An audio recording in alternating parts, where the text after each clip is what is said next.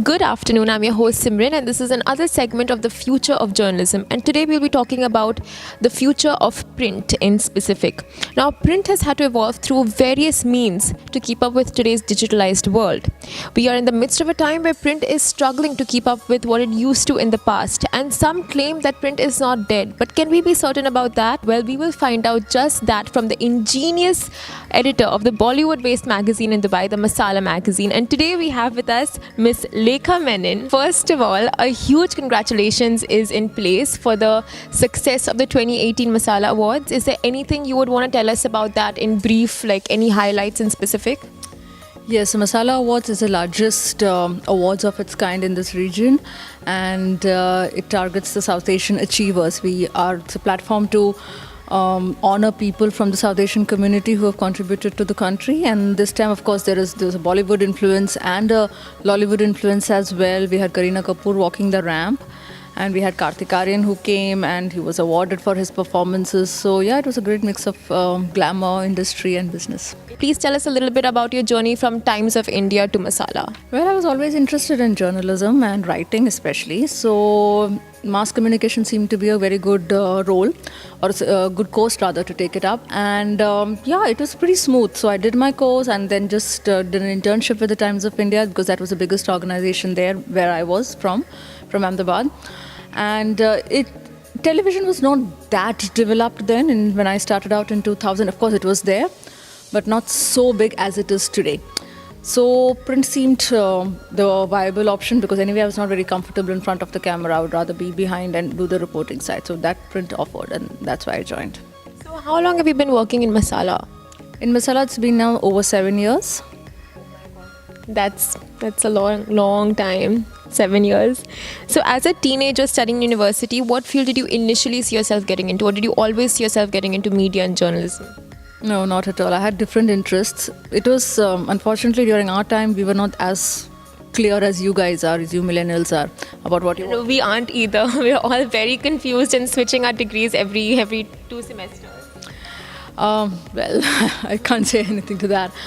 But yes, I was interested in different things. Sometimes it was the desire to do an IAS, sometimes it was travel and tourism, sometimes I thought I'll just get into the hotel industry. Never thought media, but it just happened. So yeah, walked into it and then I liked it very much. Did you stick to one course throughout university, or did you change once or twice? No, I did the master's degree in mass communication, so that had a specific course where we were given training in print, advertising, PR, bit of television and cinema. Somehow print appealed to me the most. So yeah. So print it is. So what aspect of being an editor of such a great Bollywood magazine do you enjoy the most? It's not just Bollywood, it's also lifestyle, fashion and other things in the magazine. So I think I would say the ability or the platform to connect with different people, from especially achievers. You tend to meet a lot of inspiring and very high profile people. Cinema, of course, it is there because I'm a Bollywood buff, and meeting these stars. Okay, meeting stars, I'm not starstruck obviously, but part of the job. But yes, it gives an interesting insight into how they work, and you get access that a normal person perhaps wouldn't. So yeah. Was there anyone that you came across through the Masala magazine that you really got inspired from? You mean celebrities? Celebrity, any high profile personality? A lot of them actually. In celebrities, of course, I enjoyed meeting Irfan and Nawazuddin, and these are people who are so talented. Then you meet a lot of filmmakers who are, somebody like Anurag Kashyap, who is really an icon and has, invested so much in films, and his passion for cinema comes through each time you interview him. So yeah, these kind of encounters have been memorable. Part of the job. So now we'll get a little bit more serious and talk about the future of print. So just to start off, how was the field like when you first joined, and how has the industry transformed ever since? Completely changed, obviously. When I joined, print was very, very, very strong. It was, the newspapers were taken very seriously. Everybody read, and India has a good reading habit, even now, I must say. So it was huge. And you know that when you're writing an article, you're read by lakhs of people. So your responsibility increases. You cannot write anything without confirming, cross-checking, etc. Over the years, of course, then it's like say 2003, 2004 onwards, television took over completely. The channels mushroomed, obviously, because news had a big market in India. So in different languages, or sometimes in the same language, be it just Hindi or English, there was a proliferation of news channels. That kind of did not reduce the impact of print so much because people were turning to print for the real news and detailed reports. But what has changed completely is the digital. Advent of digital has completely changed the scenario. So yeah, then I think television and print both are struggling because of digital. So digital has changed a lot. Entirely. It has changed everything, the way we look at things, the way news is reported, the way how you get your news, how journalists are perceived, everything has changed because of digital.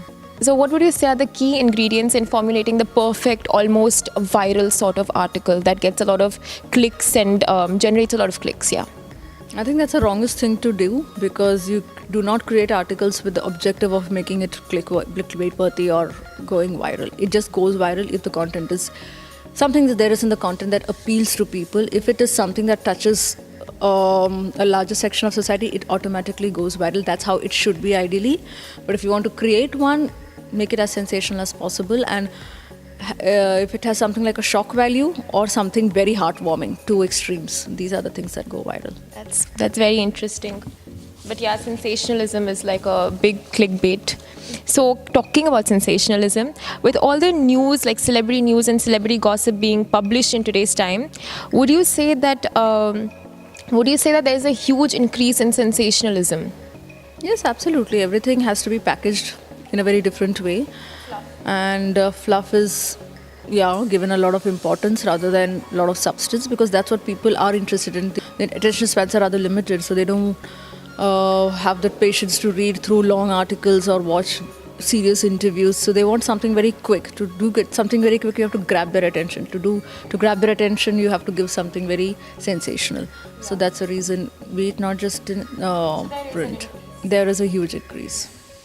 So do you see it as important for journalistic mediums such as magazines to integrate or converge with other journalistic mediums like blogs and social media, websites and other such online platforms to survive in today's fast-paced digital age?